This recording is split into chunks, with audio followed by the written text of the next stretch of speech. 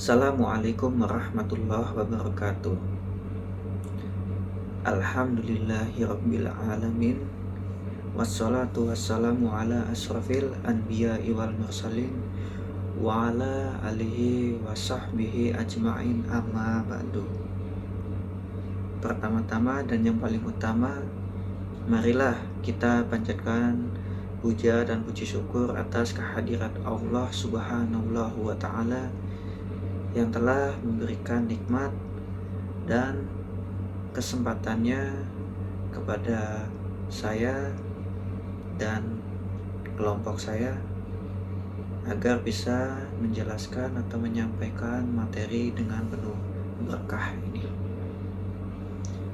Sholawat serta salam tak lupa kita curahkan kepada junjungan besar kita Nabi Muhammad SAW yang telah membawa kita dari zaman jahiliyah menuju zaman yang penuh ilmu pengetahuan seperti ini. Yang saya hormati pula dosen pengampu Ibu Haji Winarmi MPD yang telah memberikan atau menyampaikan materi tentang agama Islam yang sangat bermanfaat bagi kami semua. Sebelumnya, perkenalkan, nama saya Samsudin dan dua teman saya bernama Santo Pranoto dan juga Fadli. Kami bertiga dari Universitas Mercu Buana Fakultas Teknik. Di sini kami akan menjelaskan materi tentang Islam dan demokrasi. Pengertian demokrasi secara etimologis, demokrasi berasal dari bahasa Yunani. Demos yang berarti rakyat dan kratein atau kratos yang berarti kekuasaan.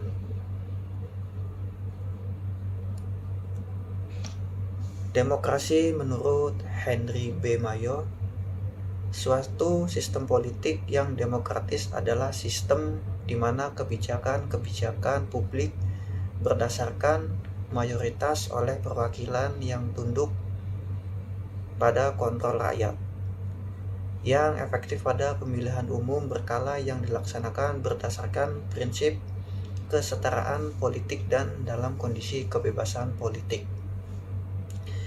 Ada pula menurut Robert Dahl, demokrasi adalah suatu sistem pemerintahan yang menjadikan rakyat sebagai pemegang utama setiap kedaulatan dalam rangka menjalankan kepentingan umum atau warga.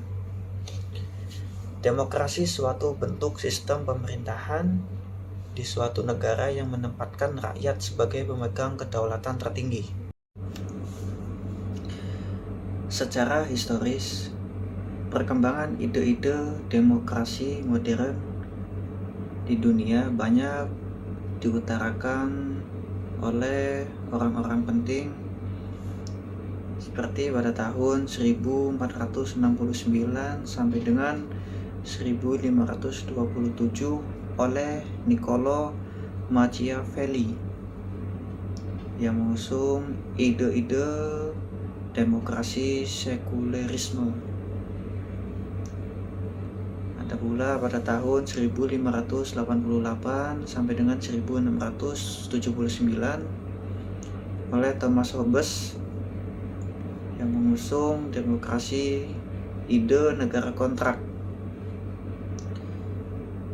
Lanjut pada tahun 1689 sampai dengan 1755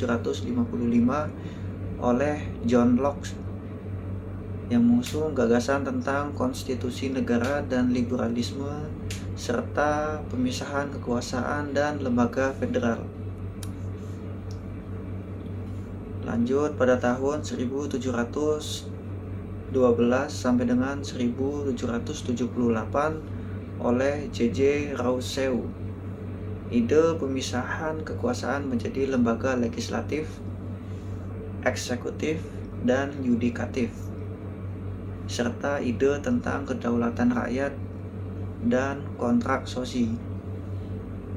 Lanjut ke tahun 1776, Revolusi Amerika. Sistem demokrasi yang muncul dengan bentuk yang sekarang berkembang. Lanjut ke tahun 1789, Revolusi Prancis. Disusul dengan Revolusi Prancis dan sampai saat ini telah diterima oleh hampir seluruh pemerintahan di dunia.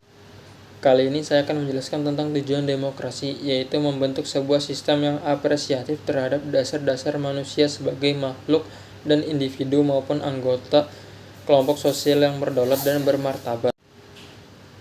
Makna demokrasi dalam ideologi adalah rakyat yang membuat aturan dasar, rakyat yang membentuk pemerintahan, rakyat yang membuat kebijakan untuk dilaksanakan oleh pemerintah tersebut, rakyat yang mengawasi dan menilai pelaksanaan kebijakan tersebut atau kinerja pemerintah.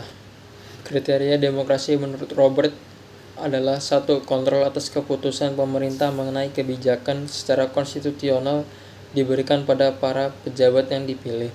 2. Para pejabat dipilih melalui pemilihan yang dianggap teliti dan jujur di mana paksaan dianggap sebagai sesuatu yang tidak umum.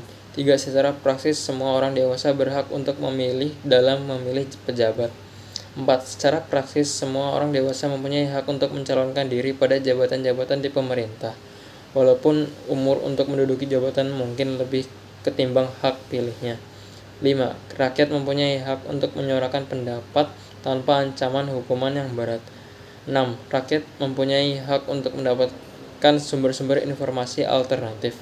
7. Rakyat berhak untuk membentuk lembaga atau organisasi independen.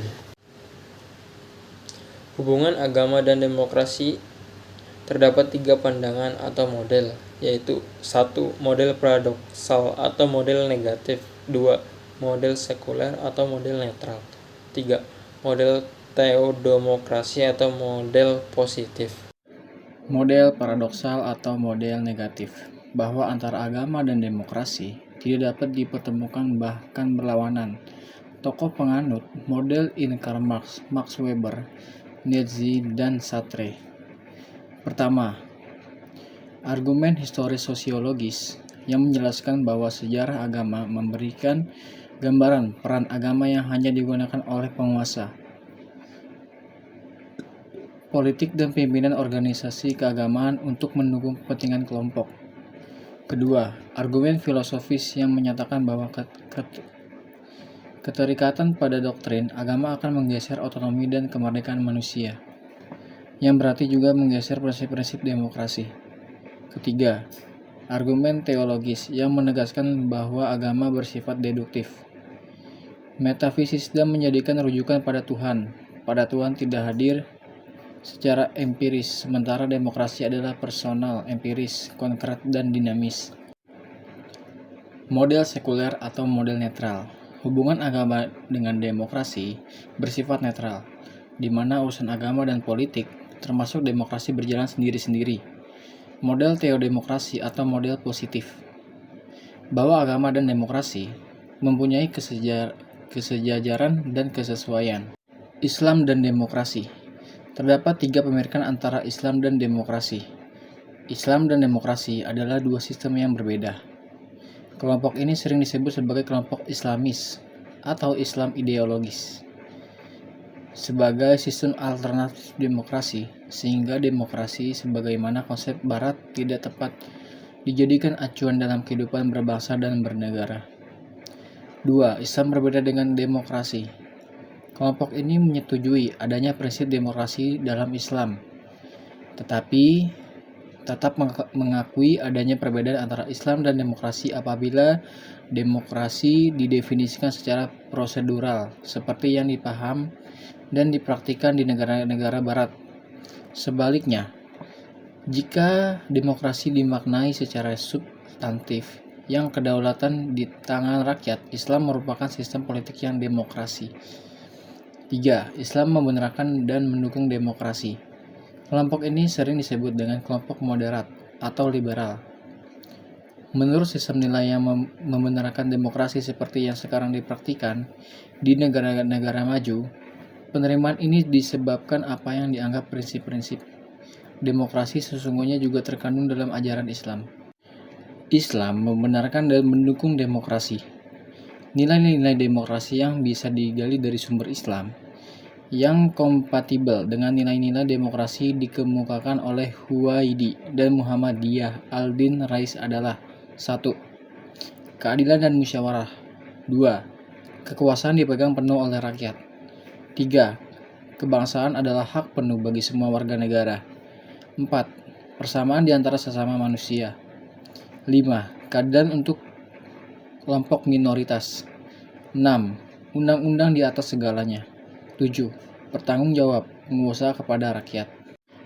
Jika demokrasi sebagai sebuah gagasan yang mendasarkan prinsip kebebasan, kesetaraan, dan kedaulatan manusia untuk menentukan hal-hal yang berkaitan dengan urusan publik, maka secara mendasar sejalan dengan Islam, hal ini paling tidak akan tampak dalam dua hal.